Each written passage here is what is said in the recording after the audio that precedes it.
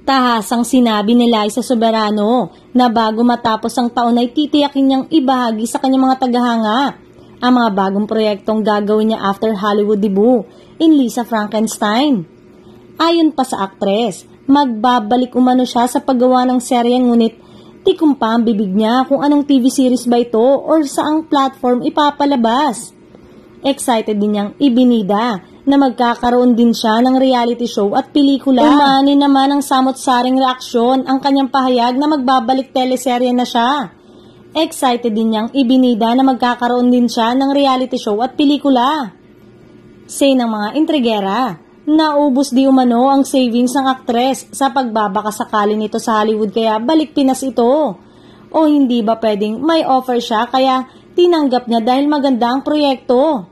May mga nagtanggol naman sa aktres na nagsabing totoong may offer dito at posibleng ang seryeng gagawin niya ay kukunan sa Pinas.